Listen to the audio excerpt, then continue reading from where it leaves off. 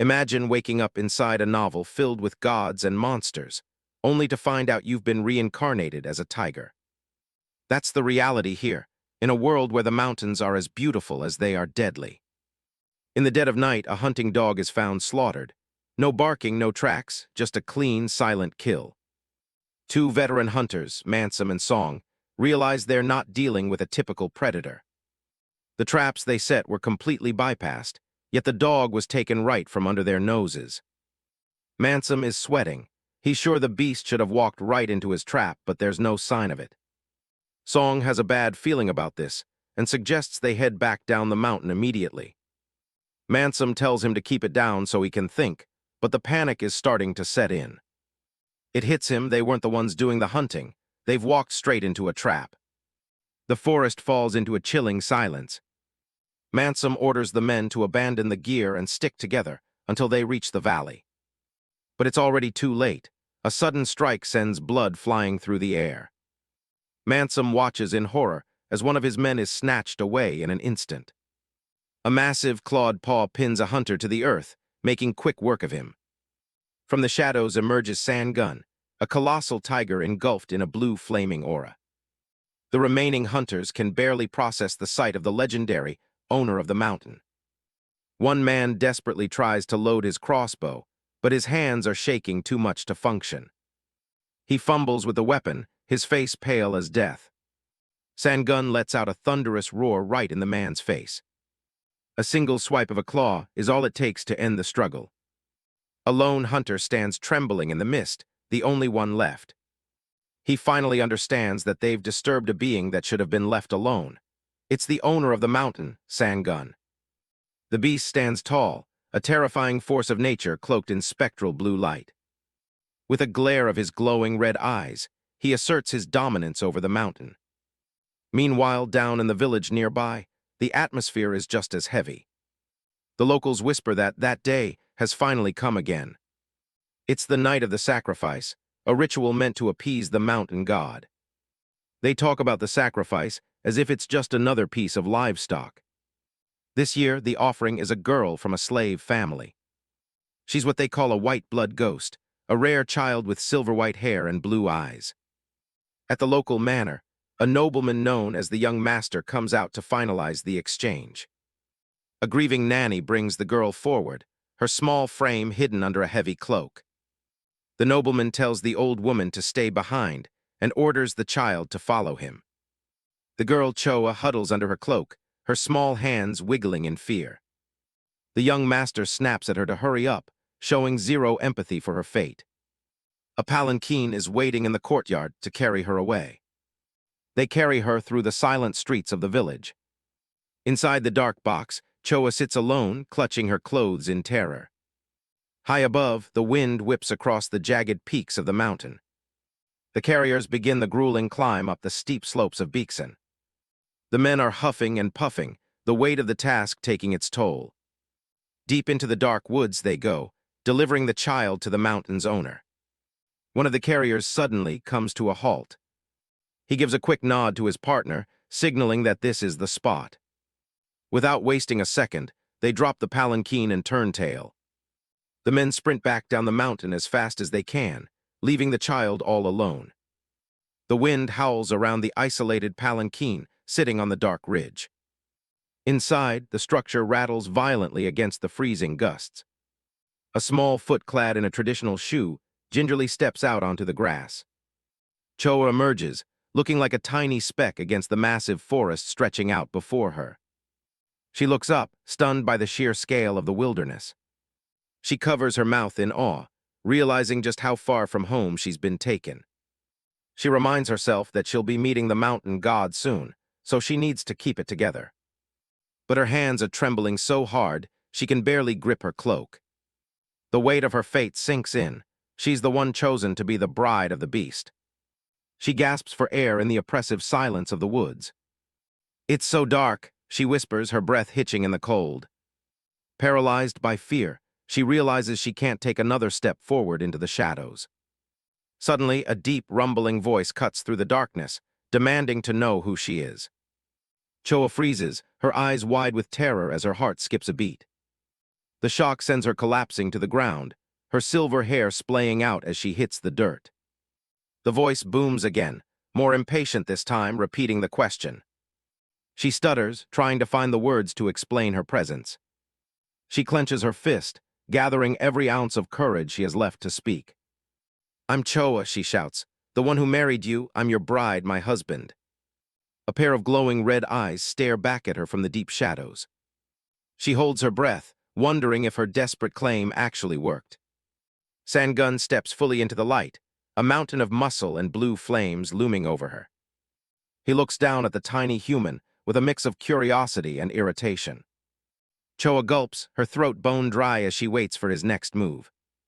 She stands up, explaining that her sisters were too sick to come, so she had to be the patient one. She looks up with pleading blue eyes, begging her new husband to take care of her. Sangun isn't moved. He lets out a low growl that vibrates through her very bones.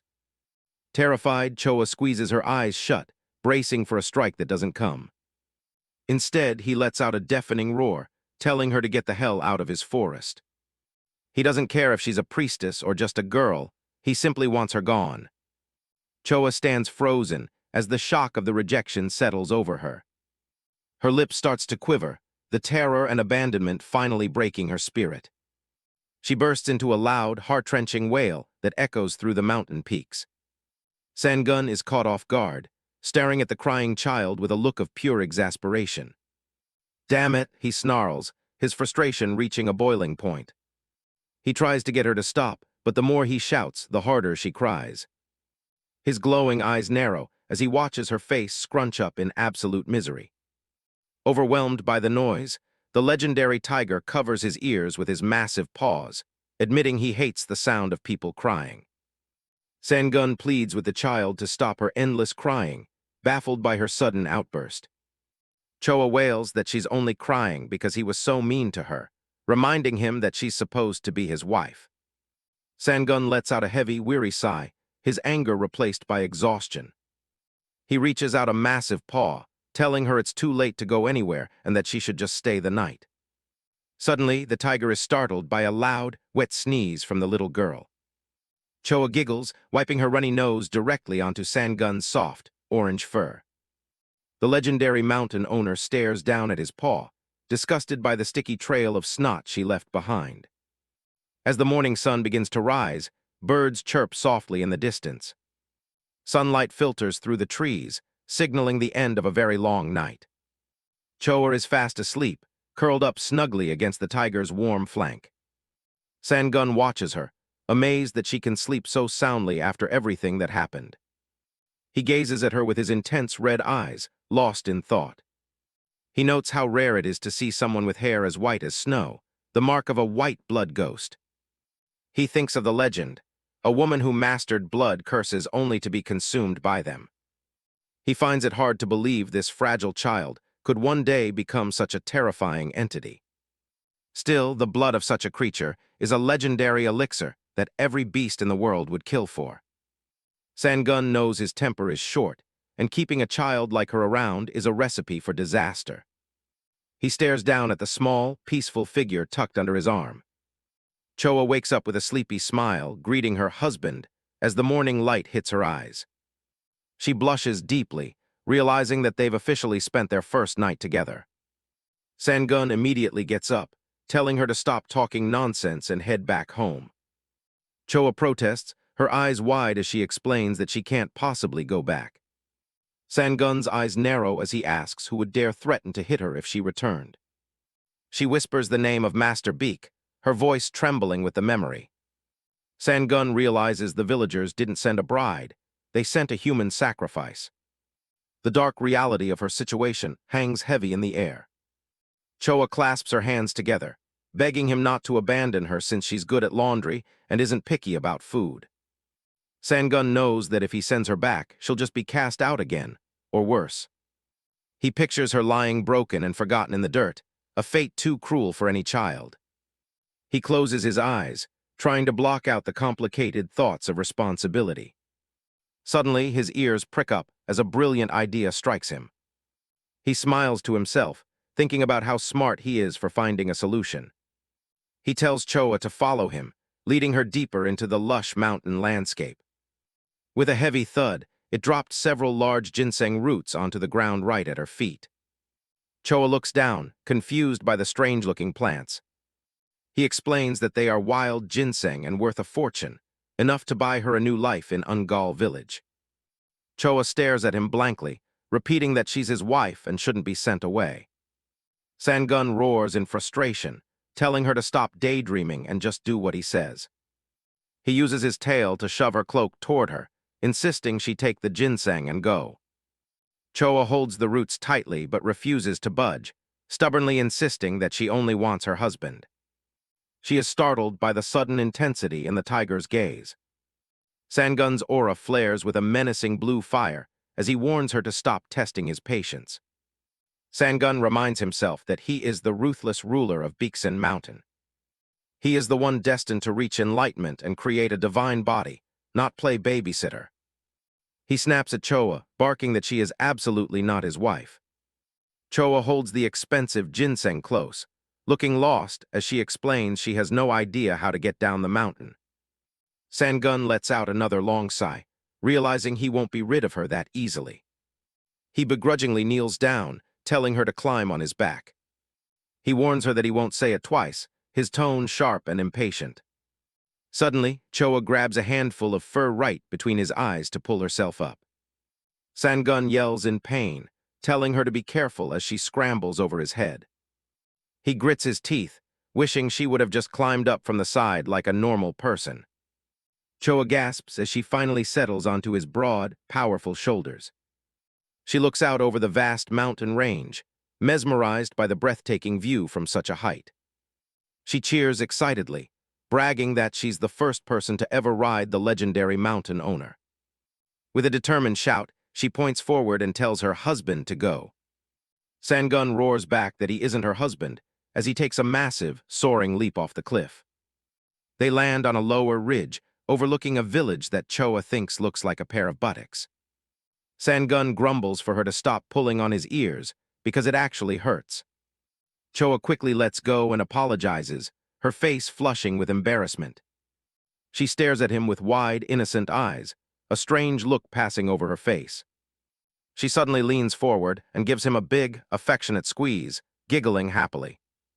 Without another word, Sangun nudges her off his back and she lands softly on the grassy ground. He turns around and starts walking away, bluntly stating that they should never see each other again. Choa panics and lunges forward, grabbing his long, striped tail with all her might. Sangun lets out a startled, high-pitched scream as she yanks him back, refusing to let him go. Sangun is losing his mind because this kid won't let go of his tail, and apparently it's a very sensitive spot for a tiger. Choa isn't backing down one bit, shouting that he's getting exactly what he deserves for trying to leave. She insists that since they've spent their first night together, he's officially her husband and has to take responsibility.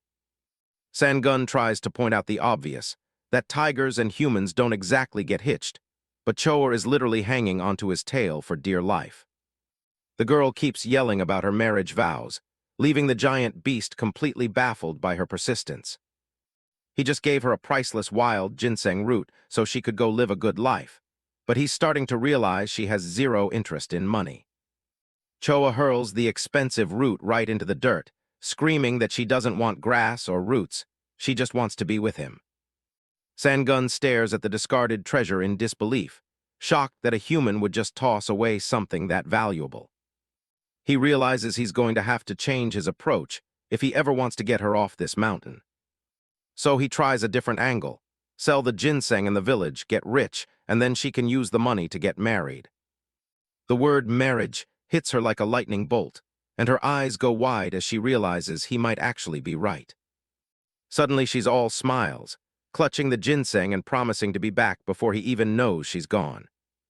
Sangun plays it cool, telling her to take all the time she needs, though he's probably just relieved she's finally leaving. He watches from the mountain as her tiny figure runs off into the distance.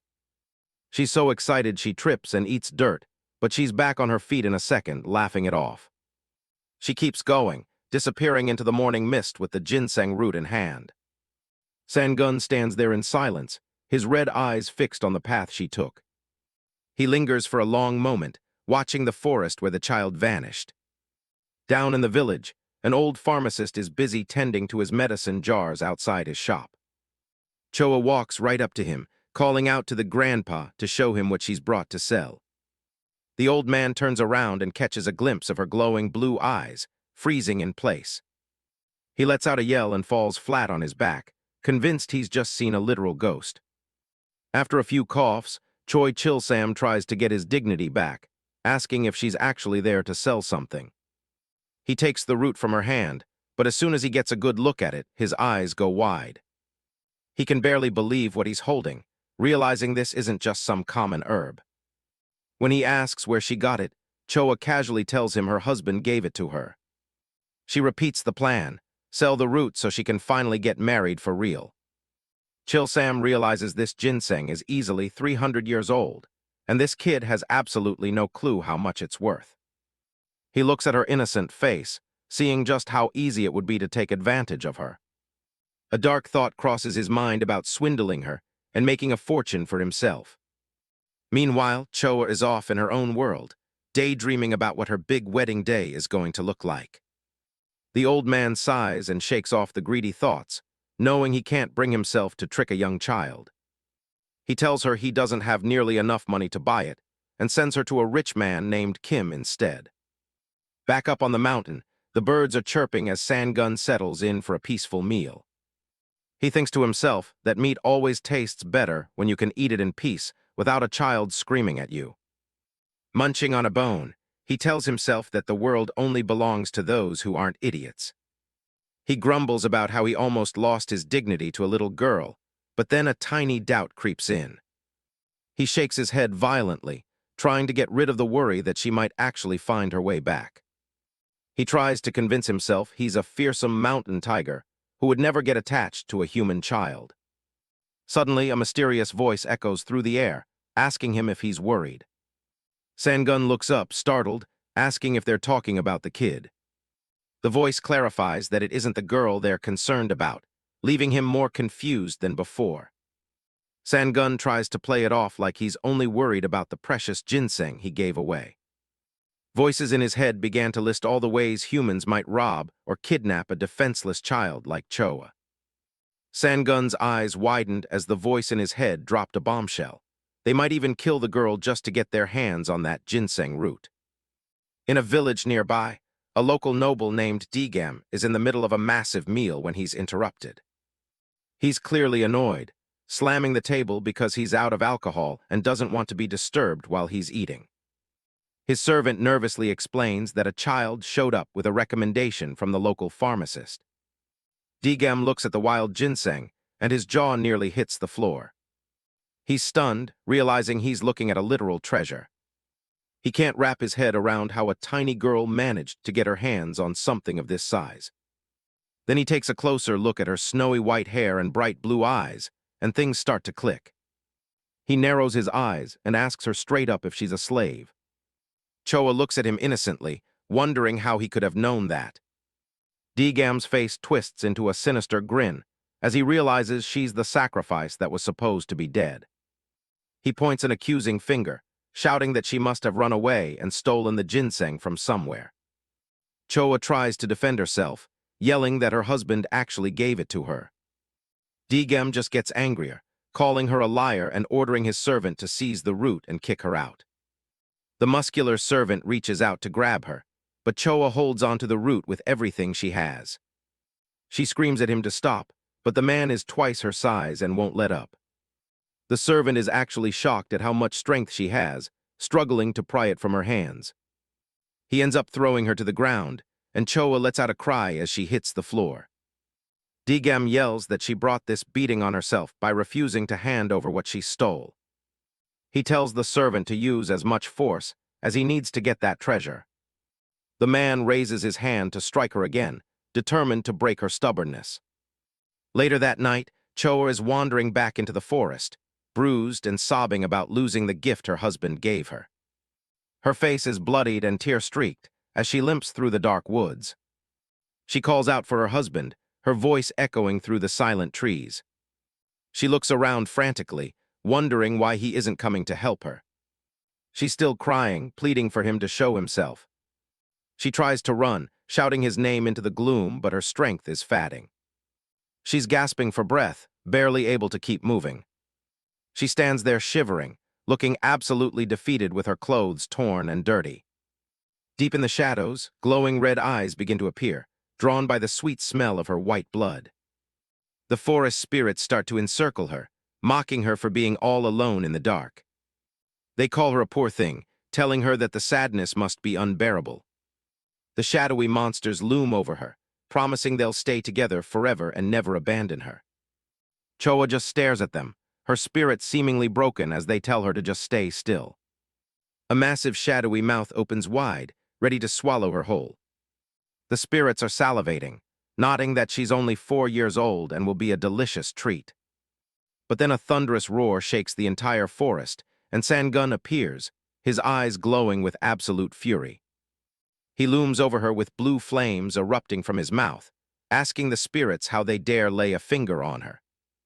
Choa looks up, seeing her giant protector standing between her and the monsters. He stares down at her bloodied face, his voice chilling as he demands to know exactly who did this to her. Sangun towers over the battered girl, his eyes burning with a terrifying intensity as he looks down at her bruised face. His voice rumbles through the forest like a low growl, demanding to know which bastard was responsible for hurting her. Choa sits on the ground, still reeling from the beating she took. Sangun looks down at her, his voice low as he asks who did this. Choa reaches out, her small hand gripping the tiger's fur. Tears stream down her bruised face while she stays silent. A single tear drops into the dirt. Under the purple sky, the little girl finally lets out a loud, heartbroken sob. Meanwhile, a heavy bag of gold coins thuds onto a table. Inside a wealthy estate, Dgam rewards his servant for bringing in the stolen ginseng. The servant grins, confident that his men outside can handle any trouble. Dgam couldn't care less, he's too busy admiring his new prize. The servant walks out into the courtyard, already planning his night at a bar. He suddenly stops, hearing a strange sound from the gate. A bolt of blue energy slams right into the main entrance. The gate shatters into splinters, sending the servant stumbling back. Smoke fills the air as the guards scramble to see what's happening. A small silhouette appears through the haze, catching everyone off guard. The servant draws his weapon, furious that someone had the nerve to break in. Choa stands there, her face covered in bruises but her eyes fixed on them. The guy loses it, yelling that he'll finish what he started and beat her to death. That's when Sangun looms over her, his eyes glowing with pure rage. The sight of a flaming tiger is enough to make the guard's heart stop. Inside, a door slides open. Dgam sticks his head out, screaming for everyone to shut up. He doesn't get a second sentence before his servant comes flying through the wood. The official's eyes go wide as he realizes something is very wrong. His servant is slumped against the wall, completely knocked out. Sangun walks right in, asking if these are the bastards who laid a hand on the kid. Dgam can only stare, his heart hammering against his ribs. The tiger stands over the trembling guards, wreathed in blue flames. He calls them the lowest kind of scum for ganging up on a child. Sangun bares his teeth, ready to tear them apart. A massive paw comes down, pinning another guard to the ground. He promises to pay them back for every single hit Choa took. Suddenly, Choa reaches out and begs him to stop. Sangun freezes mid-strike, completely surprised by her voice. She tells him she doesn't want him to become a murderer, she just wants the ginseng back. Sangun starts to calm down, the red glow in his eyes fading. Choa looks at him with pleading eyes, hoping he'll listen. Sangun sighs and scratches his head, clearly annoyed that he has to hold back. He turns his attention to Dgam, making the official jump in terror. Sangun demands the wild ginseng. Dgam doesn't wait for a second warning, frantically handing over the box. The official tries to suck up, claiming he was just keeping the ginseng safe for its rightful owner. Sangun isn't buying the act and roars at him to shut his mouth. The man collapses to the ground, shivering and begging for mercy. Sangun tells him he'd be shreds by now if it weren't for the kids showing him pity. He makes it clear that her mercy is the only reason the guy is still breathing. Then he demands every bit of edible food in the house before letting out one last roar. The official doesn't hesitate for a second, promising to do exactly as he's told. He scrambles to get his servants moving, agreeing to deliver everything to the mountain immediately. Before the guy can even blink, the tiger and the girl are gone in a flash of blue energy. He slumps onto the floor, completely drained by the sheer terror of the encounter. He realizes the girl he beat was actually the bride of the mountain deity. Back at the mountain, the quiet forest life resumes as if nothing happened. Sangun is back in his lazy spot, looking like he's already over the whole village drama. But now, his home is packed with all the supplies and livestock he forced the wealthy official to hand over. Choa is settling in nicely, picking out some wild raspberries she found. She tries to feed one to her husband, who isn't exactly thrilled about the attention. She gives him a huge smile, asking if the berry tastes good. Sangun just stares, thinking to himself that his plans for her haven't changed. He stands up to leave, and Choa immediately wants to know where he's going. He says he's going out for a drink, and the girl starts running after him, refusing to be left behind. They trek deep into the woods until they reach a hidden, glowing pond. Choa is already wearing out, grabbing onto the tiger's thick fur to keep up. Sangun tells her they're almost there, as they step out onto the edge of the magical water. A single drop ripples across the surface, and a voice welcomes the ruler of Baeksin. A massive golden fish with horns pops up, asking the tiger if life has been worth living lately. Choa can't help but giggle, thinking a talking fish is the funniest thing she's ever seen.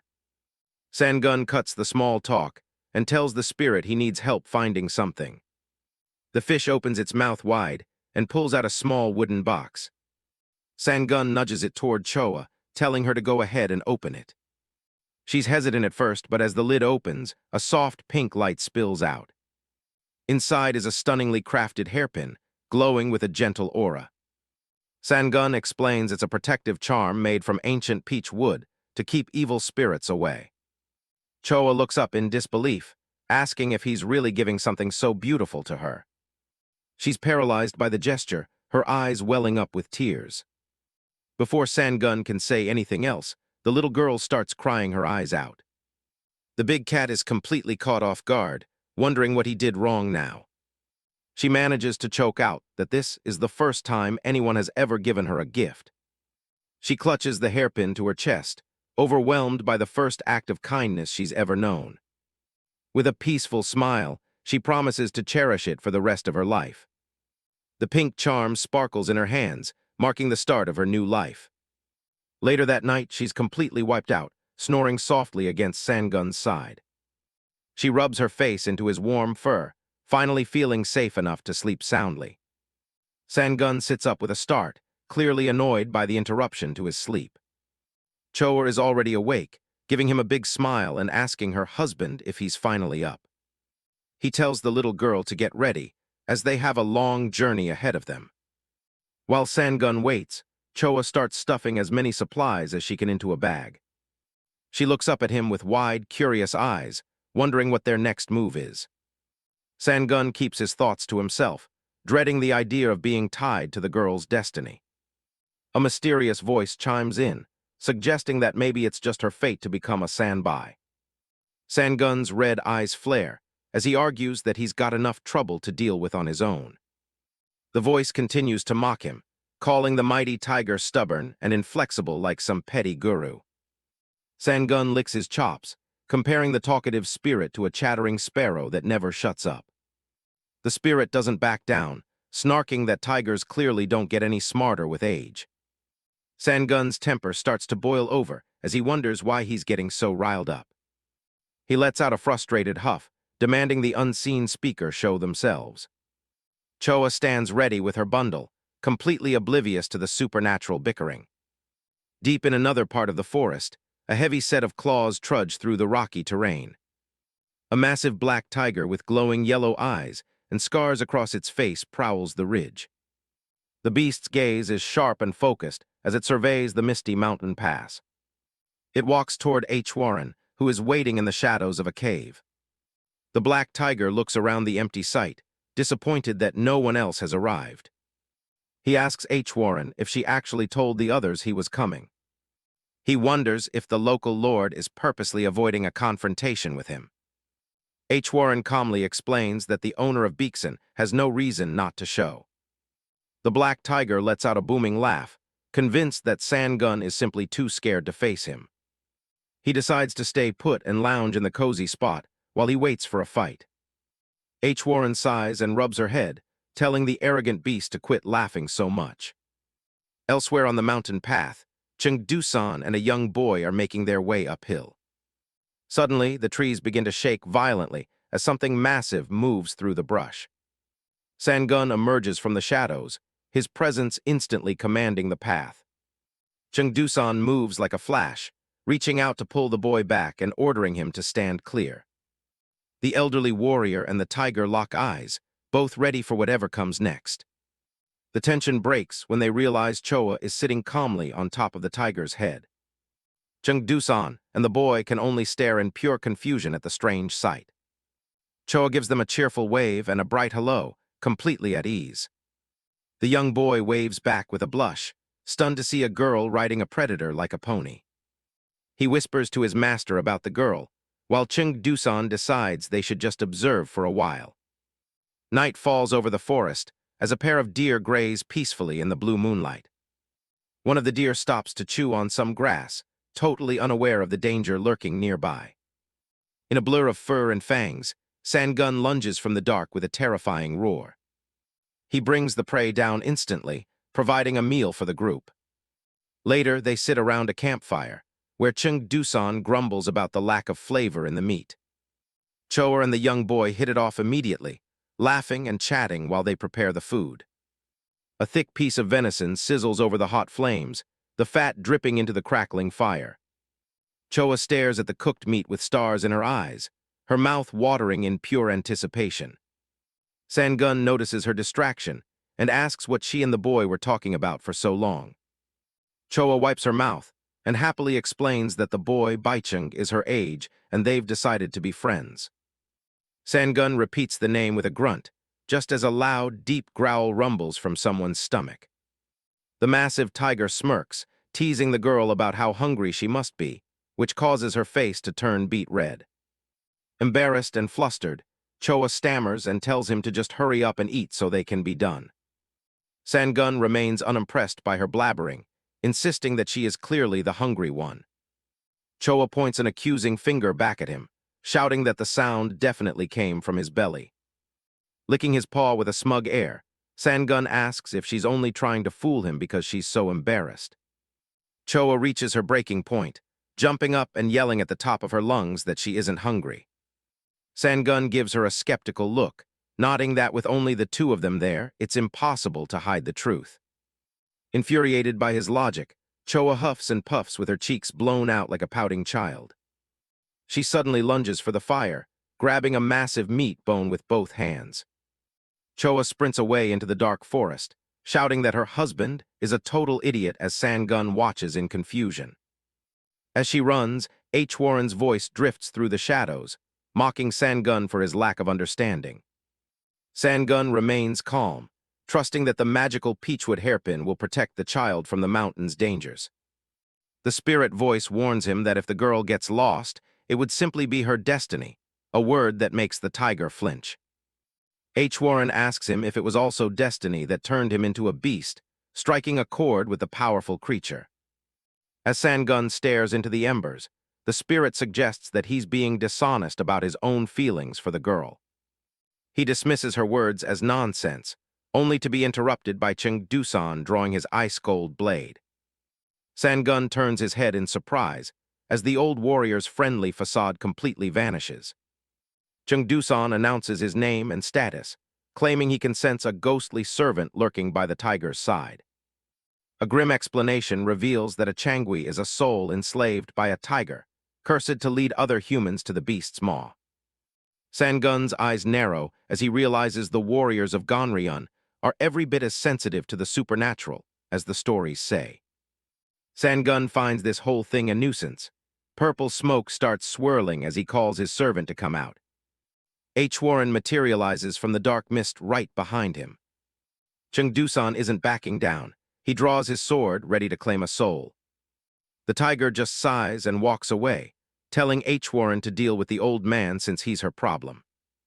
Dusan yells at him for running off, but Warren is already blocking his path. She reaches for her jade pendant, telling him she'll be his opponent.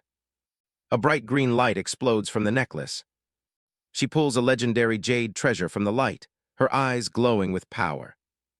The old warrior recognizes it instantly. It's the whole stop cavity. He knows it's an otherworldly treasure that can trap anything, no matter how big. He's baffled that a simple ghost servant can handle something so powerful. Dusan narrows his eyes and asks if he can pose a question. He wants to know what that thing on her neck is. Warren just starts explaining the nature of gurus. She says they're experts who like to set up their own brand of justice. She smiles. Since their swords are already out, she figures they should let them do the talking. Dusan stares her down, ready for the clash. He moves first, using a dragon-shaped step that leaves white trails in the air. Multiple afterimages of the old man surround the ghost girl from every direction. He shouts that he's going to end her in a single strike. Warren doesn't even blink as he closes in. Clang, she blocks his heavy overhead blow effortlessly. Dusan can't believe it. He didn't expect her to catch a serious hit like that. She mocks him for being so sincere about hitting a girl, and says she'll start taking him a bit more seriously now. Her eye flares with purple energy. Close-up of the old man's eye as he realizes the tables have turned. A massive shockwave shatters the air when they clash again. The force of the blow sends a jolt right through his arm, making his hand shake. Warren isn't letting up. She presses the attack, her eyes glowing. They lock blades, sparks flying as the ground cracks beneath their feet. Dusan grunts, struggling against her overwhelming power.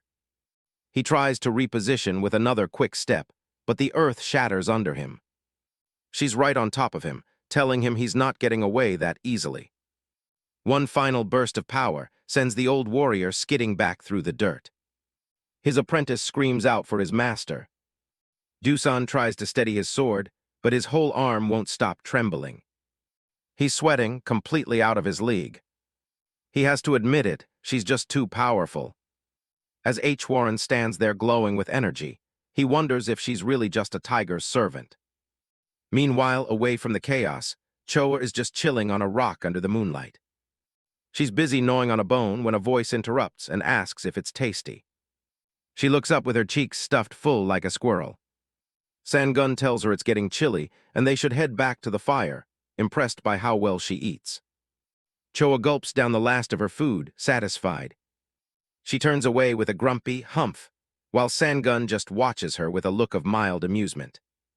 He decides it's time to move on, telling her she can stay if she wants, but he's heading out since trouble always follows this place.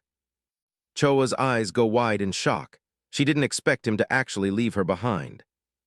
She panics and scrambles after him, calling for her husband to wait up. Sangun just keeps walking, thinking to himself that a kid is always going to act like a kid. Suddenly, he freezes in his tracks, his eyes narrowing as he senses something in the dark. Choa doesn't stop in time and slams right into his leg with a loud ouch. She rubs her sore nose, asking him why he had to stop so suddenly. He doesn't answer, just tells her to be quiet while he stares into the shadows. His eyes glow a fierce red as he demands whoever is hiding to come out. A cold, high-pitched snicker echoes through the tall grass, answering his call. Choa clings to Sangun's fur, her face pale as she looks out into the darkness. A voice rings out from the mist, demanding he leave the girl behind and walk away if he wants to stay alive. Sangun's expression hardens as he analyzes the threat. He recognizes the aura. It's a high-level phantom spirit, and he knew they'd come eventually, just not this soon. The tiger bares his teeth, making a split-second decision. He asks the spirit if it can promise to let him live if he hands over the child right now. Choa looks up at him in utter disbelief, her heart sinking at the question. The phantom spirit laughs, agreeing to the deal since there are plenty of other tigers to hunt anyway. Choa can barely whisper the word, husband, as the spirit repeats its command for Sangun to leave. The tiger doesn't even look at her, he just coldly tells her to let go. She starts to cry, begging for another chance and promising she won't be a burden if he just stays. He roars at her to shut up, telling her their brief meeting isn't worth his life. With a sharp movement, he releases her hand and tells her to just accept her fate. Choa stares at him, her world completely shattering in an instant. He walks away into the night without a second look, leaving her alone on the cliffside. She watches his massive form vanish into the darkness, unable to even scream. That's when the phantom spirit reveals himself, a tall, ghoulish blue figure wreathed in green flames, ecstatic to find a legendary white-blooded ghost. Meanwhile, back at the campfire, Chung Dusan asks H. Warren if she understands the weight of what's happening. H. Warren meets his gaze, telling him she doesn't expect him to believe her, but they aren't the ones trying to hurt the child. The old warrior stays quiet for a moment, processing her words while still on guard. He finally sheathes his sword, admitting that he has no choice but to believe her for now. H. Warren smiles knowingly, commenting that ignoring your own doomed fate is the height of foolishness. Dusan asks what brings them to these mountains, explaining that he was just training with his disciple on a pilgrimage route. H. Warren looks skeptical, pointing out that there isn't a single pilgrimage site in this entire area. The old man stands up, mentioning that he actually came here after hearing a troubling rumor. He explains that in this region, the chief Yasas are all being killed in a very mysterious way. H. Warren's interest is piqued, and she asks him to tell her everything. Dusan describes the gruesome findings: spirits with their limbs severed and their stomachs torn open, as if the killer was searching for something specific. H. Warren repeats the words, her mind racing as she tries to connect the dots to a potential ritual. Suddenly, a wave of cold dread washes over both of them as they sense something terrible happening nearby. In another part of the forest, Chung Dusan and H. Warren witness a strange green light flickering through the dense trees. H. Warren looks toward the source of the aura, her expression tightening as she senses the malevolence behind it. At the cliff, the phantom spirit's great sword vibrates, the rings on the blade rattling as he fixates on his prey. He towers over the small girl, marveling at the fact that he's found a white-blooded ghost, a creature extinct for 200 years. A monstrous glowing grin splits his face as he revels in his sheer luck. He extends a long, ghoulish hand toward her, dark smoke swirling around his fingertips. Choa looks up with wide, terrified eyes, framed by the monster's silhouette as he commands her to come to him. The blue-skinned spirit, a Changwi, lets out a piercing scream into the night as the grass sways around him. He turns and walks off, carrying the unconscious Choa over his shoulder like he's just hauling cargo. Flashback time. A younger Choa keeps her head down, her messy white hair hiding her face from the world. The village kids are being absolute jerks, calling her a ghost and throwing rocks to chase her away. She finally looks up, her bright blue eyes full of sadness, but that just gives them more to pick on. Seeing her eyes up close actually freaks the bullies out, and they start screaming for everyone to run. One boy acts like he's being nice for once, offering her a bowl of food. Psych, he just splashes a bowl of green slop right in her face. The adults are just as bad, glaring at her and calling her a walking curse. Choa just stands there and takes it, tears welling up as the insults keep flying. To her, the village is just a wall of hateful eyes that see her as a monster instead of a kid. She ends up all alone in the snow, huddling against a cold stone wall while everyone else is warm inside. She's shivering so hard her breath is hitching, just trying to survive the night. She sits there in the dark, probably wondering if anyone is ever going to come for her. Then she notices a pair of eyes watching her through the falling snow. It's Degam, a local official. He looks at the shivering girl and asks his guys if this is the ghost everyone's talking about. He actually takes her in and gives her some decent clothes that aren't falling apart. He even hands over a warm blanket to help her stop shivering. But it's not exactly a warm welcome. A servant tosses a pillow at her and tells her to get in the corner and stay there. The other maids start whispering, wondering why the young master would even bring home a kid like her. Choa is put to work immediately. A maid stands over her, yelling at her to stop dawdling and move her feet. She's warned that if she doesn't finish on time, she's skipping lunch today. Choa lugs a heavy wooden chest across the courtyard. She has to work hard if she wants to stay. She's breaking a sweat, her face turning red from the effort, but she doesn't stop. While she's working, she hears the older women talking about their own lives. They're gossiping about a marriage proposal and how they're finally going to have a real family. Choa peeks over the roof tiles, watching as they admire a green jade ring given as a token of love. Her eyes light up. Having a family that actually wants you, that sounds like heaven. A servant catches her slacking off and gives her a sharp slap, yelling at her to get back to work. That night, Choa looks up at the moon and thinks about those words: love, marriage, and family. She doesn't really get what they mean, but they sound like the most beautiful words in the world. She wonders if she'll ever have a husband, someone to stand up for her when people are being mean. She imagines a man who only cares about her and works hard so they can be happy. A blush creeps onto her face as she thinks about having a husband of her very own. She sits out on the porch, swinging her legs and giggling to herself while everyone else is asleep. Dgem walks up and drops a bombshell. He tells her she's going to marry someone named Sangun. Choa just freezes, her eyes wide as she tries to process the news. The next day, she's doing laundry, but her brain is miles away, just staring into the water. Her face turns bright red as the thought of having a husband finally starts to feel real. She starts splashing around and laughing like a little kid, just purely happy for the first time in her life. She starts wondering what kind of person this Sangun guy is. She doesn't need him to be a hero or a god. She just wants someone she can call family. Choa just smiles. She's too happy about finally having a family to care about the warnings. The village woman isn't amused. She snaps that the husband in question is literally a tiger. She goes into graphic detail, warning the girl that she's nothing more than a scheduled snack.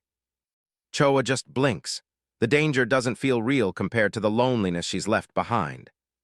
She looks at her clean sleeves, remembering how this family took her in when the rest of the world kicked her out. While her hair is combed, she tells herself that being sacrificed is a price she's willing to pay. To her, she's not even really human, just a ghost in disguise, so why would her life matter? Back in the present, a heavy blade crunches into the earth. The tiger is pinned to the cliff face by the goblins, its body torn and mangled like a piece of stored meat. A lanky creature, a changwi, looms over him with a knife, eager to consume the tiger's flesh for a power boost. He turns his creepy gaze toward Choa, lying to her that the tiger abandoned her, and only he will stay by her side. He grabs her by the head, raising his blade to end her misery and take her with him. Choa accepts it, the sharp edge of the knife hovering just above her skin. But as she prepares for the end, her heart isn't full of fear, it's full of memories of the tiger. She remembers the very first time they met, the moment her life finally started to have meaning. She thinks about the quiet nights curled up against his side, feeling safer than she ever did in the village. Touching his warm fur was the first time she ever felt like she truly belonged somewhere. She recalls how he'd roar at anyone who tried to hurt her, a savage but loyal protector. Her hand brushes the peachwood hairpin he gave her, the only gift she's ever received. These memories are what she clings to as the monster tightens his grip. She closes her eyes, waiting for the final blow. Instead of a blade, a thunderous roar shakes the forest, and a spray of blood hits her face. Suddenly, Sangun appears, lunging forward with a ferocious and primal energy. The changwi screams in agony as the tiger's teeth sink into his shoulder. Sangun doesn't let go, his eyes glowing with a terrifying crimson light. Choa stares, frozen in place, as the battle rages right in front of her. Suddenly, a hand reaches out from the darkness, pulling her back. Warren appears by her side, checking to see if Mrs. Sanbai is injured. Choa is completely lost, having no idea who this woman is or why she's helping. Warren introduces herself as the tiger's changwi. Choa's heart sinks, she's convinced the tiger hates her. But Warren points at the fight. Sangun isn't just fighting, he's taking on a monster way stronger than himself. She tells her that the tiger cares for her more than anyone, and he only acted cold to keep her away from the danger. Choa watches the struggle with new eyes, seeing the desperation in the tiger's every move. He's putting his life on the line just to make sure those monsters don't get near her. It's exactly what she'd always prayed for, a husband who would stand up and take the hits for her. A single tear rolls down her cheek as the realization hits her like a ton of bricks. He isn't a beast waiting to eat her. He's her husband, and he's been protecting her all along. She starts sobbing, overwhelmed by the guilt of not realizing how much he truly cared. Warren watches her for a second, her expression soft. But they can't stay here. She grabs Choa, telling her they have to move to somewhere safe immediately. Behind them, Sangun continues the slaughter, ripping into the monster to make sure they can get away. Choa looks back over her shoulder, her voice a small whisper as she calls out for her husband. With Choa safe, Sangun finally lets his guard down. Now he can focus on the real fight. He gathers his strength, a ball of brilliant blue light forming in his maw. He releases a devastating roar, the force of the blast tearing through the air. The creature is blown back, caught completely off guard by the sheer power. Sangun doesn't give him a second to breathe, lunging forward with claws unsheathed. He sinks his teeth into the monster's flesh, tearing away a chunk in a spray of blood. The tiger's gaze is cold and lethal. He has no intention of letting this thing live. He pushes off, ready to follow up with another killing blow. But something shifts in the shadows. A dark, bubbling mass begins to coalesce, emitting a sickening cackle. A new voice rasps out, mocking the tiger for underestimating the true threat. Hyolmyo Soja has fully transformed into a grotesque mouse monster, looming over him despite having lost an arm. It threatens to tear Sangun to pieces. Sangun narrows his eyes. He recognizes the stench, a hairless mouse with blood full of poison. The monster cackles, its green eyes glowing with a malicious light. The puddles of blood on the ground begin to writhe and take shape, hissing with toxic energy. Sangun tenses, realizing the situation just got a lot more dangerous. The blood-casting mouse mocks him, claiming it's far too late now that he's seen its true face. He commands his blood spirits to swarm, promising that the tiger will never leave the forest alive. The grotesque, red-stained creatures lunge, their mouths agape and claws ready. Sangun tries to fight them off, but the numbers are overwhelming. Right after the attack, the toxic blood immediately hissed as it seared into his skin. The mouse monster laughs at the tiger's struggle, enjoying the sight of his suffering. He taunts Sangun for lacking the supernatural power needed to stop a creature of his caliber. He promises to flood the tiger's veins with his toxic blood until there's nothing left but a carcass. Sangun is forced back, the corrosive fumes from the blood making every breath a struggle. The blood spirits continue their relentless assault, dragging the tiger down into their red tide. Sangun lets out a pained roar as he's swallowed by the mass of writhing, toxic blood. He realizes he's in real trouble. The monster has him pinned and immobilized. For a fleeting moment, he finds himself wishing that Warren was here to back him up. He grunts as the pressure builds, the toxic blood burning into his fur. The mouse monster leans in, eager to witness the tiger's final moments up close. With a triumphant roar, the monster slams its heavy foot down onto Sangun's head. The tiger is buried under the force of the blow, his body slamming into the dirt. The mouse cackles, convinced that the fight is finally over. But deep beneath the filth and blood, a pair of crimson eyes suddenly ignite with a fierce inner fire. Sangun erupts in a massive explosion of blue flames, blasting the blood spirits away. He drags himself to his feet, steam rising from his scorched fur as he stares down his tormentor. Even the mouse monster is impressed that the tiger is still standing after such a brutal beating. But it quickly regains its arrogance, mocking Sangun for panting like a dying dog. It raises its claws for a finishing blow, boasting that it will cut the tiger in two. Sangun barely even looks at him. He's looking up, sensing a presence he knows all too well. From out of the blue, Warren drops from the sky, her blade gleaming in the moonlight. She strikes with surgical precision, her sword carving through the mouse monster's neck in a single, devastating stroke. Warren's blade bites deep, but she can tell it wasn't a killing blow. The strike was too shallow to end it right then and there. The monster erupts in a visceral scream of agony, clutching at its mangled flesh. Warren readies herself, knowing she only needs one more opening. Sangun watches the creature's pathetic struggle with a look of pure disdain. To him, these monsters are nothing more than pests that need to be exterminated.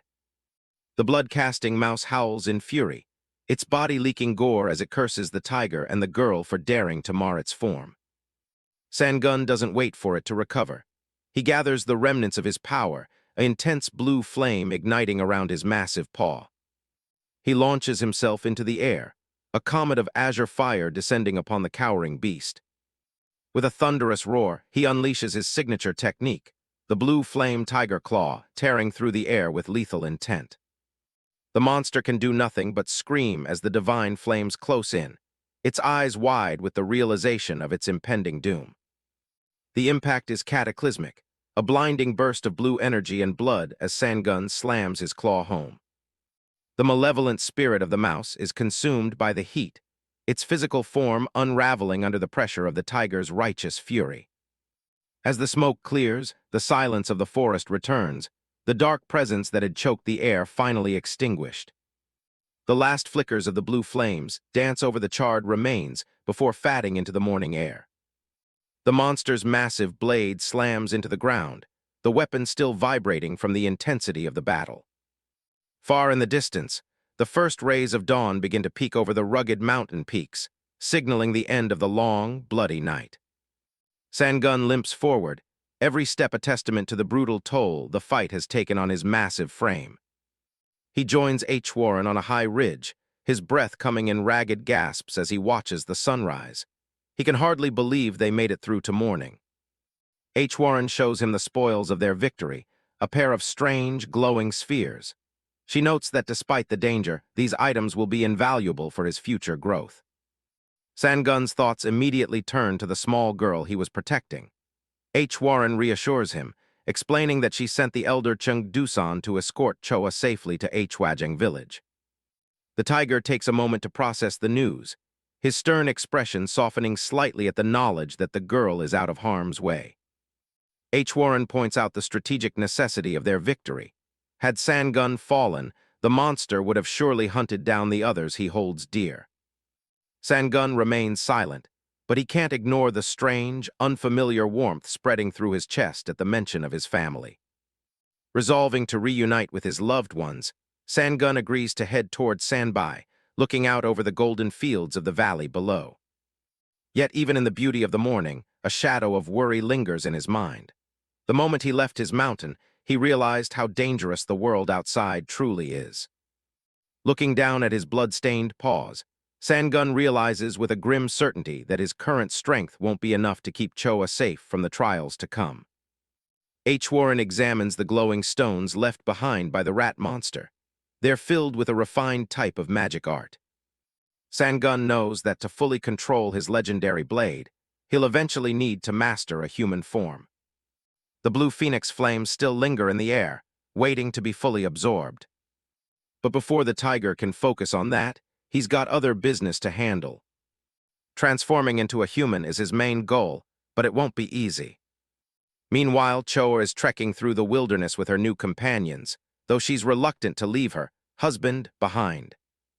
Chung Dusan points out a nearby village where they can wait for the tiger to catch up. The little girl next to her tries to talk some sense into her, pointing out that marrying a tiger is basically impossible. Choa isn't having it and starts pulling the girl's hair to defend her marriage. She's throwing a full-blown tantrum until the girl finally gives in. As they walk, Chung Dusan hears someone approaching from the path. A merchant caravan rolls up, and one of the men recognizes the old master immediately. It turns out they're old colleagues from the Kunlun sect. The man is thrilled to see his senior brother after a decade of being away from the mountain. Master Chung is just as happy to run into a familiar face. They decide to join forces and travel the rest of the way together. Deep in the heart of Mount Yudun, a different kind of gathering is happening. A panicked boar reports that the humans are becoming a serious threat to the forest. They're worried about being hunted down and treated like common prey. The boar elder, a massive beast with trees growing on his back, listens to his clan's fears. He was hoping to retire in peace, but he can't just leave his family defenseless. Suddenly, an eagle screeches as a powerful presence enters the clearing. The elder narrows his eyes, sensing a rival nearby. Sangun steps out of the shadows, telling the smaller boars to clear a path. The two mountain legends face off under the moonlight. It's been 30 years since they last crossed paths. The elder knows the tiger didn't come all this way just to reminisce. Straight to the point, Sangun demands the primary lotus root. The elder is surprised, wondering why a tiger would need a medicinal herb like that. Sangun honestly didn't expect the old boar to actually have one. The boar elder is willing to part with it, but he wants a favor in return. Sangun isn't exactly thrilled about being asked for a handout. The elder towers over him, promising it won't be anything too difficult. Needing the herb to recover his strength, Sangun agrees and asks for the details. The old boar lets out a toothy grin. He wants the tiger to look after his son. He points out Uzi, a younger boar standing ready on a nearby ridge. On command, Uzi leads the charge down the mountainside. A massive herd of boars thunders after him, kicking up a cloud of dust. Sangun follows along, feeling a bit out of place in the middle of a stampede. Warren watches from the side, thinking the tiger gave in way too quickly. Sangun argues that he didn't have much of a choice against a literal army of hogs. Besides, he got what he came for, so he's willing to play along for now. Uzi comes to a halt, his heavy hooves digging into the soft earth. He looks back at Sangun and Warren, telling them the target is just ahead and they need to wait for the right moment. Sangun isn't one for blind trust and asks the young boar to explain exactly what they're getting into. Uzi gives him a stern look, saying there are secrets he can't share, but his people are fully prepared to die for this mission. A sharp screech echoes from the sky as a hawk circles overhead. From their vantage point on the cliff, they spot a merchant caravan winding its way through the valley floor. The tiger takes a closer look and realizes this isn't just a simple trade shipment. He notices the guards are radiating an intense fiery aura. These aren't common soldiers, they're elite swordmasters. Sangun calls Uzi out on his madness, asking if he really thinks robbing a group like this is a good idea. But the boar just stares him down, repeating that they've already made peace with the risks. He reveals that the caravan is carrying dubong pills, legendary items that are worth any sacrifice. Even the great tiger of Baeksin is stunned by the mention of such a rare treasure. Just one of these pills can grant a massive boost in power, making them the most coveted items in the world. Sangun still thinks the plan is suicidal. He decides he's seen enough and tries to walk away, but Uzi reminds him he's already been paid with the medicinal root. The young boar makes it clear that there's no quitting now that the wheels are in motion. High above on another peak, the boar elder watches the signal bird fly past. He knows the operation is officially underway. The old beast reflects on the weight of leadership. He knows that if humans are provoked, they won't stop until they've wiped out the attacker. He's seen what happens when human warriors and Taoist masters decide to purge the mountain. Without a distraction, his entire clan would be at risk of being hunted to extinction.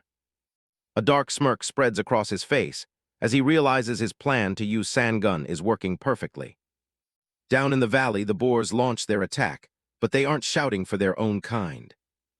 They scream the tiger's name at the top of their lungs, making sure everyone knows who's leading them.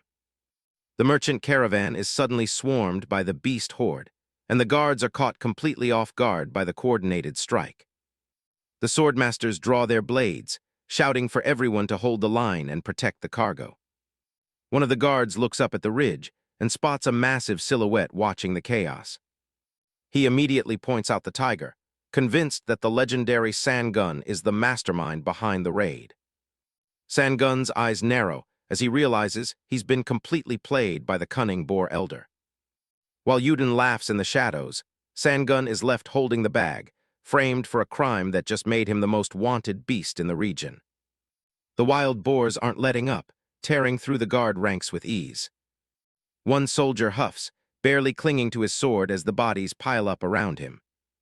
It's a complete bloodbath on the mountainside, and the men are reaching their breaking point. Nearby, Warren reminds Sangun that they've been completely played by that old boar elder. Sangun isn't just going to tuck tail and run. He knows if they leave now, the enemies get exactly what they're after. Warren warns him to stay sharp, since they're dealing with real masters this time around. She adjusts her cloak, ready for whatever is coming next. Back at the camp, a hand freezes mid-pour as the muffled sounds of battle echo through the night. Inside the quiet carriage, the clashing of steel and the squeals of boars were impossible to ignore. Dosian decides he's seen enough and offers to step out and handle the situation himself. While the chaos rages outside, little Choa tries to focus on her meal with Chengdusan. Out on the field, a new threat arrives. Dosian looms over the carnage. A guard tries to tell him he doesn't need to join the fray, but Dosian isn't listening.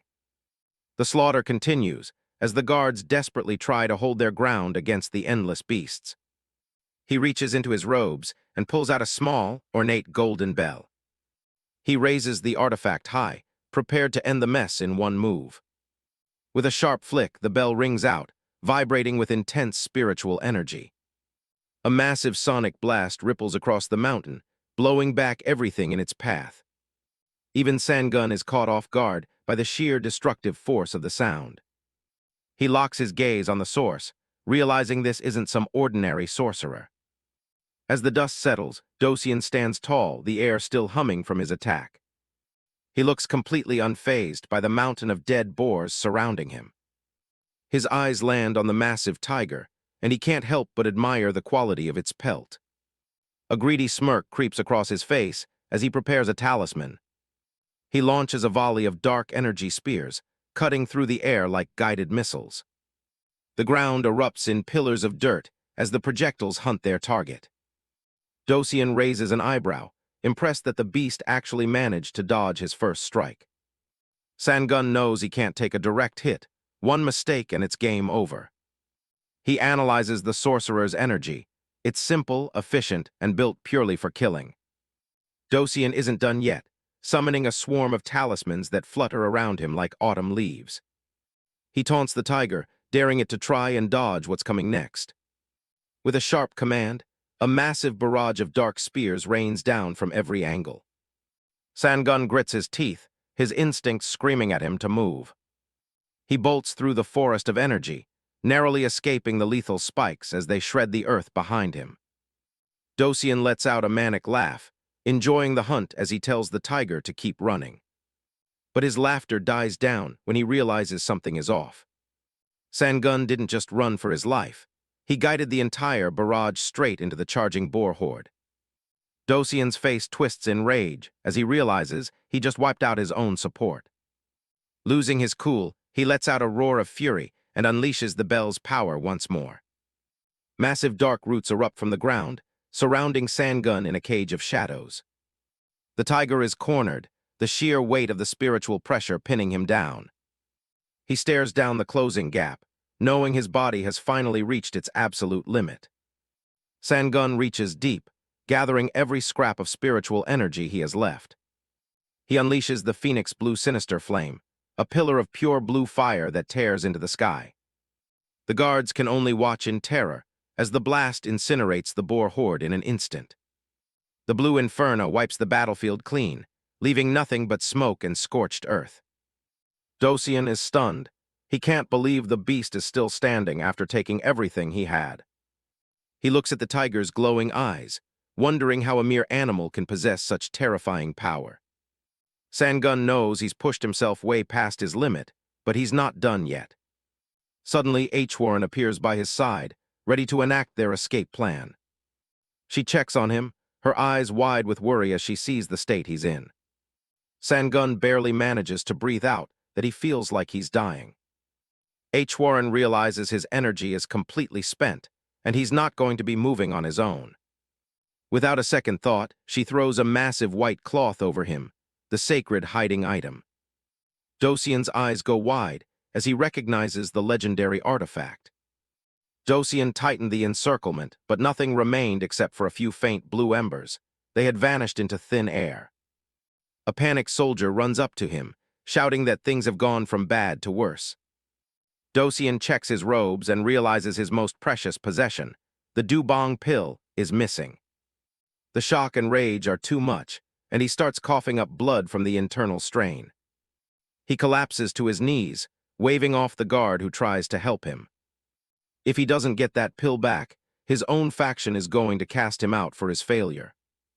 He curses H. Warren, realizing she must have swiped it while they were using the hiding item to escape. He screams at his men to find them, but the guard hesitates, pointing out they've lost almost everyone. Dosian doesn't care. He orders the last of his men to hunt them down while he stays back to recover. He points toward the shadows, threatening his soldiers to not let the fugitives get away. Peering from behind the door of a palanquin, Choa catches a glimpse of the scene, her heart tightening at the news of her husband being injured. As the sun sets over the mountains, the search parties scramble into the dark woods.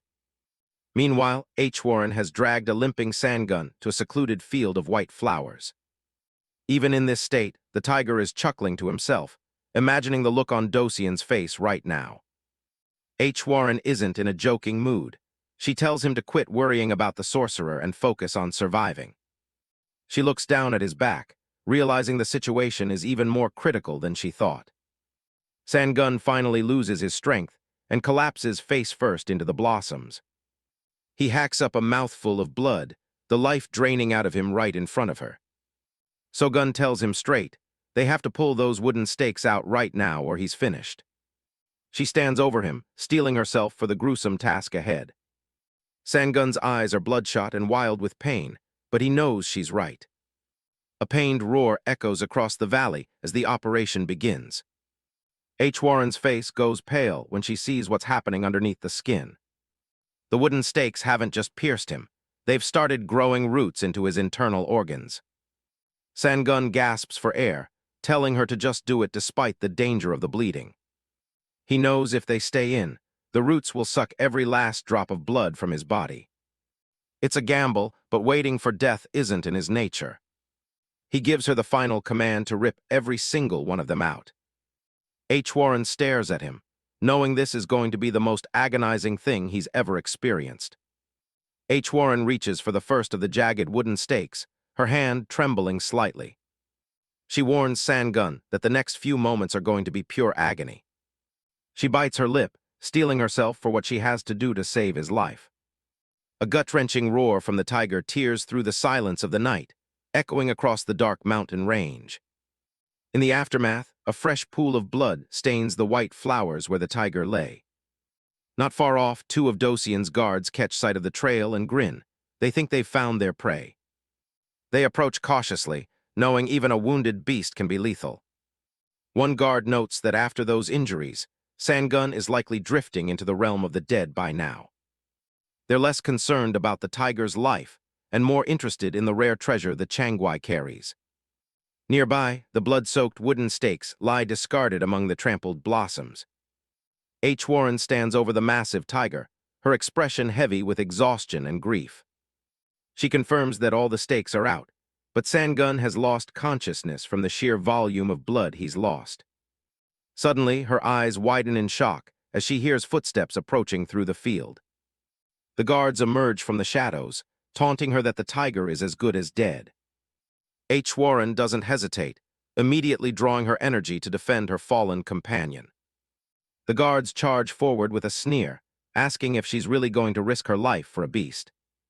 She blocks their first strike, refusing to let them lay a finger on Sangun. Meanwhile, back near the site of the battle, Dosian sits in deep meditation, wreathed in blue spiritual flames. He feels his strength returning, nodding that at least 30% of his power has been restored. A cold, satisfied glow returns to his eyes. He's ready to finish what he started. He stands amidst the wreckage of the carriages and the carcasses of the fallen boars. With a flick of his wrist, he unleashes a burst of energy that clears the path before him. He begins to move toward the mountain, driven by his greed for the treasures he believes Warren is hiding. He imagines the jewel around her neck, certain it holds power far beyond what he's seen. He streaks through the forest like a ghost, leaving a trail of blue light in his wake. To him, the tiger and Warren are nothing more than assets to be harvested. He smiles to himself, thinking that this setback might actually lead him to a greater fortune. He bursts into the clearing and stops short, seeing the tiger lying motionless in the distance. Sangun looks like a fallen mountain in the middle of the glowing white flower field. Dosian's eyes light up with manic glee. He's finally found what he was looking for. Back at the human camp, the young companion girl runs up to the elder, panicked because Choa is nowhere to be found. Chengdusan's face pales as he realizes the girl might have wandered into the territory of the lingering beasts. Somewhere on the steep mountain path, a pair of small, tired feet continue to trudge upward. Choa is gasping for air, her tiny frame shaking from the effort of climbing in the dark. She's driven by a single thought. She's sure the roar she heard earlier came from her husband. Despite the danger and her own fear, she's determined to reach him no matter what. Back in the flower field, Dosian stands over the tiger, a dark shadow blocking the moonlight. He looks down at the blood-stained fur and the absolute stillness of the massive creature. He figures the beast finally succumbed to its wounds, which he finds a bit anticlimactic. With the owner dead, he assumes the treasures are now free for the taking. He begins to search Sangun's body and the immediate area, but his expression quickly turns to confusion. He finds absolutely nothing, and his rage boils over as he realizes his own guards might have beaten him to the prize. In a fit of blind rage, Dosian screams his intent to kill whoever dared to touch his treasures. He unleashes a pillar of golden light, tearing into the earth where the tiger had been lying. His face twists into a demonic mask of shadow as he rages over the theft of his belongings. He vows to hunt them down, his energy lashing out at the white flower field in a destructive arc. Meanwhile, Sangun lies perfectly still, his massive head resting among the crushed blossoms. He looks completely lifeless, his eyes closed and his breath seemingly gone. A small, silver-haired figure approaches from the shadows, her footsteps silent on the soft earth. Choa stands over the fallen tiger, her heart sinking at the sight of the blood staining his fur. She gently cradles his heavy head, the moonlight casting a pale glow over the surreal scene. She sits in the middle of the vast field of white flowers, a tiny girl holding a mountain of a beast. Her expression is one of disbelief and deep, aching sorrow as she looks at him. Her tiny lips tremble, trying to hold back the tears that threaten to spill over. Looking at his blood-flecked muzzle, she whispers a soft exclamation of horror. She tries to convince herself that this is just another of his tricks, asking if he's making fun of her. A small, hopeful smile touches her lips as she tells him she won't be fooled by his acting. She gently pets his nose, pleading with him to stop the joke and wake up for his wife. Her small hand strokes his fur, searching for any sign of warmth or life. She tries to roll his massive head over, the weight of the tiger almost too much for her tiny frame. She looks down at him, her eyes wide with a mix of desperation and love. For a moment she freezes, staring intently at his closed eyes. Her heart aches as the reality of the situation begins to truly sink in. She throws her arms around his neck, hugging him tightly as if she could pull him back from the brink. She tells him again that he's had his fun and that it's time for this game to end. As she sits alone in the quiet field, she begs him one last time to simply get up and come home with her. Choa stands frozen, her back to us as she looks at something devastating. Tears stream down her face, her eyes wide with shock and disbelief. She lets out a gut-wrenching scream, her eyes shut tight in pure agony. In the middle of a flower field, the poor girl collapses next to a bloodied tiger head, convinced it's the remains of her husband, Sangun. The sun sets over the mountains, casting a long, somber shadow across the peaks. As night falls, the silence is heavy, leaving only the wind to whisper through the trees. Elsewhere in the woods, a massive tiger paw is being dragged slowly across the dirt path.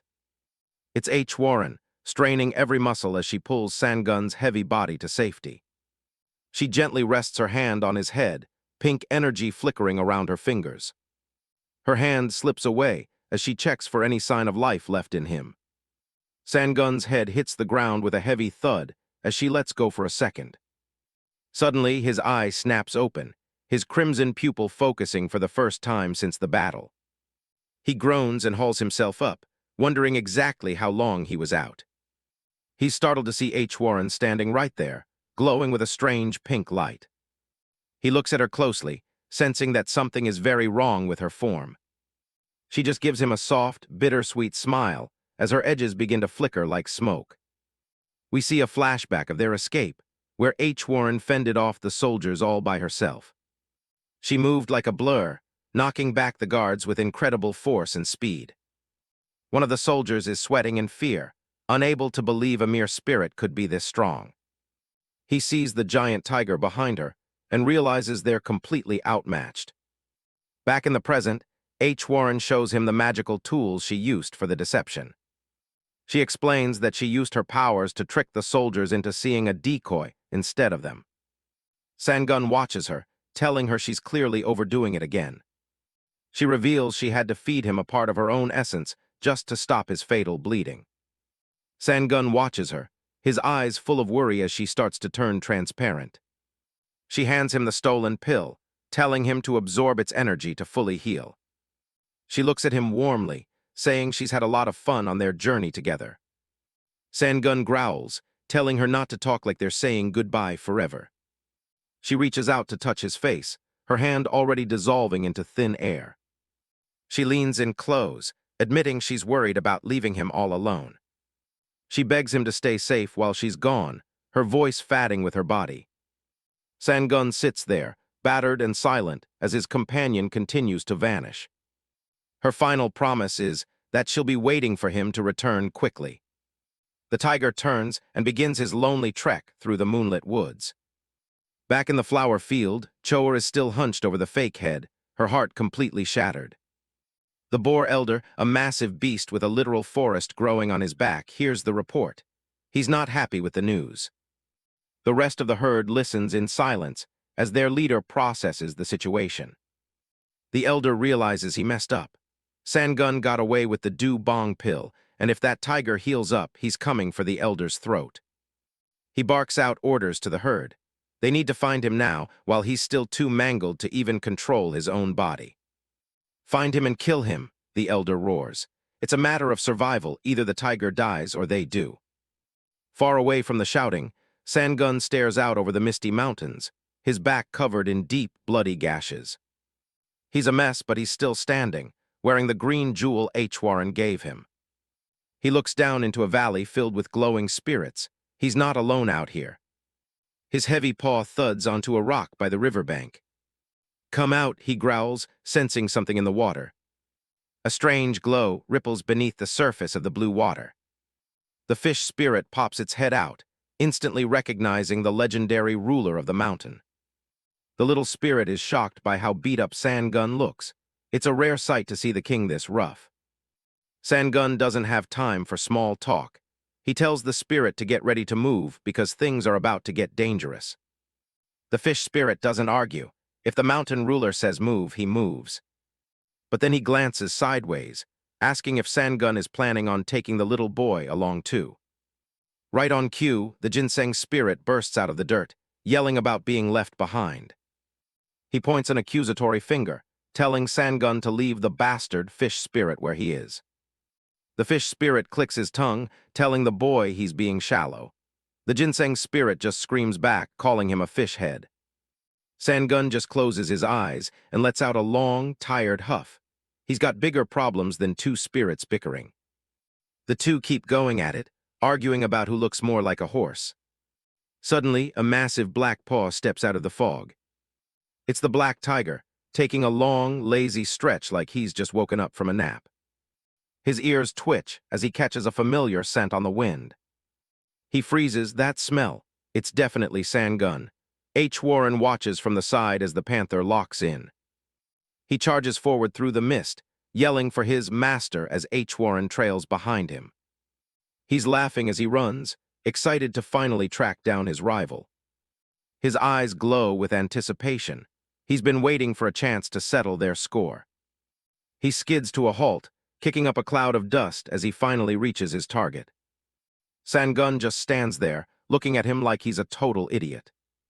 The black tiger's excitement vanishes the moment he sees the state Sangun is in. He lets out a furious roar, demanding to know who the hell managed to do this much damage to the mountain ruler. Sangun doesn't care about the sympathy. He just tells the panther to mind his own business. The black tiger is completely thrown off by the cold response. He fumbles for words, scratching his head before blurting out that he just wanted a fair fight. Sangun turns and starts walking away, muttering about how he's surrounded by lunatics today. He tells the panther he's busy and to come back later when he has time to play. The black tiger isn't having it. He's been waiting specifically for this moment, and he's not just going to walk away. Sangun stops and looks back, calling him a stupid bastard for wasting his time waiting. He gives the panther a choice. If he wants a fight that badly, there's an army of boars and a crazy sorcerer heading this way. The black tiger's spirit guide's eyes widen as she hears the sorcerer's name. She can't believe it. Sangun actually fought Dosian and lived to tell the tale. Sangun dismisses the Black Panther, telling him to go play on his own while he handles his business. The black tiger isn't taking it well, yelling after him to wait up.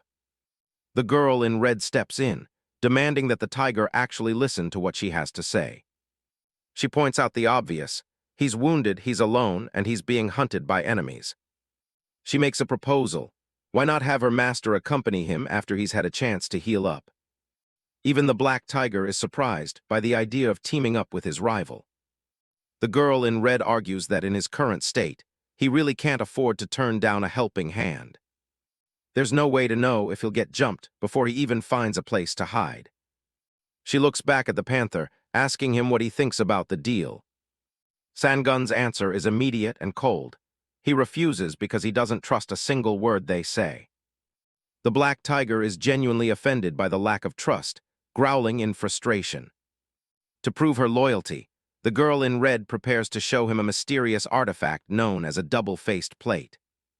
The panther is stunned, instantly recognizing the legendary plaque. The girl in red tells him to stay quiet as she holds the artifact out for Sangun to see. Sangun stares at the treasure, curious about why she's bringing out a tool meant for dealing with spirits. Without a word, the girl in red bites her own finger to draw blood. She begins to engrave her name and the panther's name onto the plaque using her blood. The black tiger is horrified, realizing exactly what she's doing. She holds the finished plate out to the tiger, offering it as a gesture of absolute sincerity. Sangun is speechless, his eyes widening as he realizes she's just handed him their lives. The girl in red asks him why he's hesitating now. Sangun knows that by giving him that plate, she's literally putting their existence in his hands. The panther adds that Sangun isn't the type of coward to use their lives as a threat anyway. The tiger looks away, caught off guard by the sheer weight of her commitment. He remains silent for a long moment, processing the gamble she's just made. Finally, he grunts that such a dramatic gesture wasn't even necessary. He starts walking again, though his tone is a lot less hostile than before. He admits that having that kind of power over them is actually a bit too much pressure for his liking. He keeps moving through the moonlit forest, his heavy steps echoing in the silence. Sangun looks back over his shoulder, realizing there's no turning back from this alliance now. The black tiger follows close behind, looking a bit relieved that the tension has finally broken. The panther lets out a satisfied grin as the girl in red watches from behind. He decides that since the tiger isn't a horse, he'll happily follow him anywhere. They push through the trees, heading toward the distant red charming reed fields. The night stretches on as the group makes their way deep into the mountain range. Eventually, they stop for a break, settling down in a clearing under the moonlight. Sangun lies down to rest, still silent and keeping to himself. The girl in red watches the two beasts, amazed that they aren't even slightly winded after trekking for days. She reflects on her own limits, realizing she's traveling with a creature who has reached a completely different level of power. Sangun breaks the silence, calling her by the name Hong Yon. She asks him a favor, She wants him to teach her the secret to hiding her energy from others. Sangun looks at her, telling her it's not hard to learn, but he wants to know what she's willing to offer in return. Sangun eyes H. Warren with suspicion, bluntly asking her what she actually wants from him. She smiles calmly as she strokes the Black Panther, saying that since he's already guessed her identity, she won't ask for much. The Black Tiger whines and leans into her touch, as she explains that he's much different from the master he's served for so many years. She notes that a Changwi is a spirit that chooses its own master and serves them faithfully for the rest of its life. Sangun looks away, wondering how a spirit could ever choose to serve such an idiot as the Black Tiger. The girl in red catches him off guard by asking if he currently has a dubong pill in his possession. Sangun is stunned, wondering how she could possibly know about such a rare and powerful item. She laughs and claps her hands, saying that she's lived for a long time and is very familiar with the scent of such treasures. Sangun grumbles that a dubong pill is far too valuable to trade for a single silver skill. The girl in red offers to give him a rare technique book in return if he decides to part with the pill. She warns him that while the technique is incredibly difficult to master, the rewards are well worth the effort. She promises that it will light the path for him as he walks the road of the divine beasts. She explains that it is a technique designed to divide and strengthen his inner tiers of power. The inner realm of spirit beasts is divided into 6 stages, from foundation to eternity. Beyond those stages lies the ultimate goal that every spirit beast dreams of achieving. The mythical entity is a level of power that very few can ever hope to reach in their lifetime. She notes that even if one tries to increase their inner stage, it's not a linear progression. By strengthening his inner self, he can gain far more power than others at the same level. The girl in red admits that it seems to be a skill unique to only a handful of specific spirit beasts. She looks down at the book, lamenting that it didn't suit her, so she was never able to learn it herself. Sangun considers her offer, wondering if she actually expects him to be nice to the Black Tiger. He realizes she's asking for his help with training, because he and the panther are in a similar state. Suddenly, the tiger's ears twitch as he hears the approach of the massive boar herd. He notes that there seem to be quite a lot of pigs in the group hunting them today. The girl in red tells him that he should go first, since they have already made their agreement. Sangun looks back at her one last time, asking if she'll be all right on her own. She asks if there's a reason he needs to get to Baidong, then tells him to just focus on taking care of her master. Sangun scoffs, thinking that she shouldn't be the one worrying about others right now. He nudges the sleeping panther with his paw, telling him to stop being lazy and wake up. The Black Tiger groggily opens his eyes, complaining that he was sleeping perfectly well. Sangun ignores the whining and tells him that it's time for them to head out. The panther is surprised by the sudden departure, asking if they are really leaving right now. The Black Tiger shouts after Sangun, telling him to wait so they can travel together.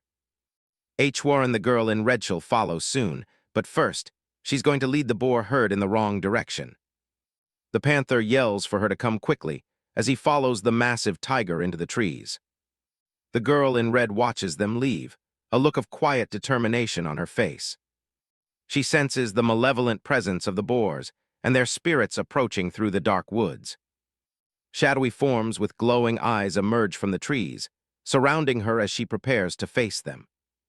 Deep in the reed fields, the Black Tiger is stunned when he realizes that he just ate a dubong pill. He asks Sangun why he would give away something so precious, and the tiger says it's because he gained so much from H. Warren. The panther continues to grumble, wondering if there's some other hidden reason behind the tiger's generosity. They arrive at a secluded spot, but the Black Tiger is skeptical, nodding that the place looks completely empty. Sangun places his massive paw against a tree trunk, telling the Black Tiger to look carefully at what happens next. The Black Tiger watches intently as a swirl of white spiritual energy begins to emanate from the point of contact on the bark. Initially, the tree appears dead and barren, with skeletal branches reaching out into the empty, cold air. Suddenly, vibrant yellow leaves begin to sprout rapidly from the wood, shimmering with a mystical, life-giving glow. Within moments, the entire tree is transformed into a majestic golden ginkgo tree that stands out against the dark forest. The ground begins to tremble and shift, catching the black tiger off guard as a secret stone passage is finally revealed. A set of stone stairs descends deep into the earth, leading into a shadowy cavern that hums with an ancient spiritual power. Sangun explains that he discovered this secret chamber, known as Baidong, by pure chance during his travels. He leads the way down the steps, stating that here, they can practice without any outside interference until the energy is absorbed. Sangun's crimson eyes burn with a fierce resolve as he vows to complete his training and reach the final stage of cultivation.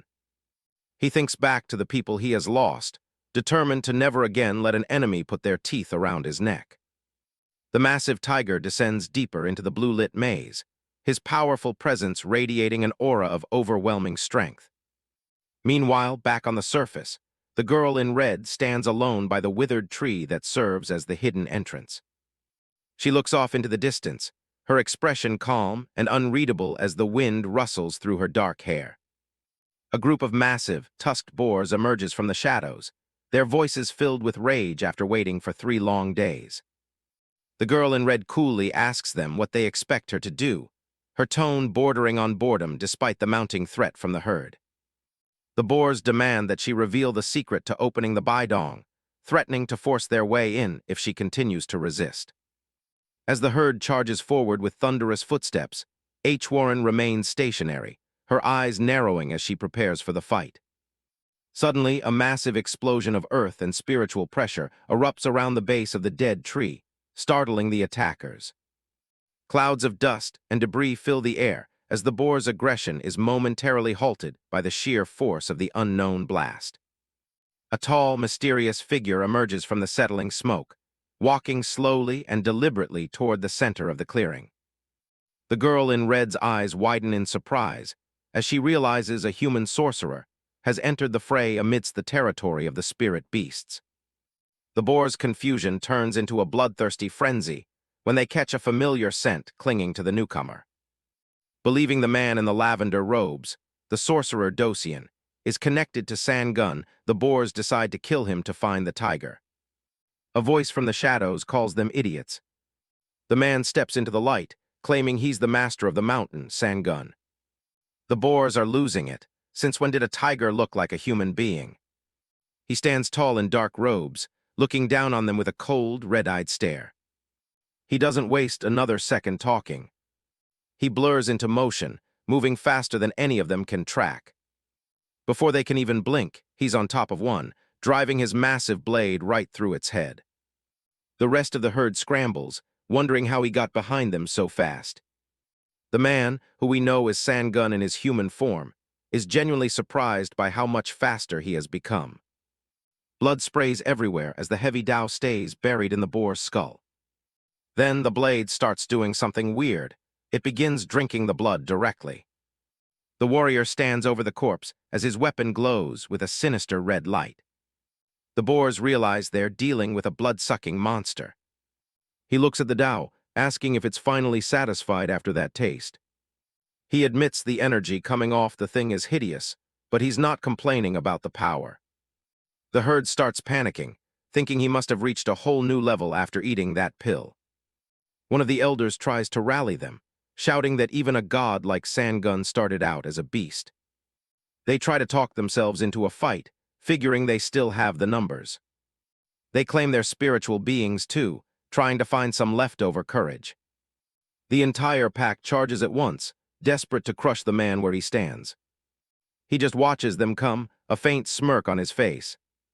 He raises the massive blade, the air turning thick with killing intent.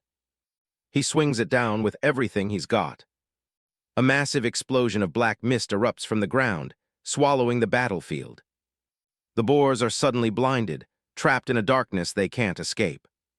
Total panic sets in as the fog thickens around them. They try to huddle up, but the shadows are already pulling them apart. One by one, they lose track of where anyone else is. A leader screams for the others to follow his voice. But the only response is a terrifying silence. Then the screaming starts, followed by the sound of bones being crushed in the dark. A silhouette moves through the mist, silent as a ghost. The boars beg for their lives, but there's no mercy here. One drags itself forward, coughing up blood and gasping for help. Dozens of glowing red eyes snap open in the fog as shadowy hands reach out for him. He's yanked backward into the abyss before he can make another sound. The darkness is alive, filled with the hungry gaze of 1,000 eyes. The boars can't even process what's devouring them. Every last scream is cut short by the tearing of flesh. The boars curse him with their final breaths as the mist swallows them whole. Finally, the black smoke begins to swirl back into the blade. He stands alone in the sudden quiet, the mountain finally free of the herd. Sangun looks down at his human hands, still coming to grips with the power he just unleashed. He's genuinely shocked. He thought the blade only drank blood, but at full power it swallowed those spirit beasts whole. The girl in red pipes up from behind, calling his new methods and appearance pretty bizarre. He looks at the pulsing green energy on his hilt and has to agree. She drops the attitude for a second to congratulate him on finally breaking through to a new stage of cultivation. When she asks why he bothered with the human form, he just says it's more convenient for the fight ahead. She isn't convinced, asking if this transformation was actually inspired by a guy named Sanbai. He doesn't answer right away, his silence speaking volumes. He eventually shuts his eyes and gives her a flat no. The girl in red doesn't look like she believes him, but she lets it slide for now. He tells her he's heading to MT, Yudun, to settle some scores, and asks if she's coming along. She closes her eyes, admitting that her master, the black tiger, is a slow learner, and since she has no idea when he'll finish his training, she gently declines. Since she can't leave her master behind, she pulls out a golden artifact and tells him to take it. His eyes go wide when he realizes it's an Aegeoksa bracelet, the kind of thing lovers usually give each other. She tells him not to overthink it and just chucks the golden snake through the air. It catches him by surprise, snapping right onto his wrist with a burst of light. He looks at his new jewelry, while she mentions she's saving the other one for the owner himself. Then she asks for a little something in return, a reverse Juneichuan disguise like the one that young girl Choa used. He's confused why she'd even want that, telling her it's probably useless to her. She gives him a mysterious look, mentioning a place where things get consumed. He drops a small green pearl into her hand as a trade, thanking her before he picks up a scent on the breeze. With that, he turns to leave, telling her and the sleeping tiger to stay safe. He heads down the mountain alone, finally ready to test his new strength against the world. The girl in red watches him go, certain that this won't be the last time their paths cross. She stands alone under the dead tree, letting out a soft laugh as she waits for her true master to finally wake up.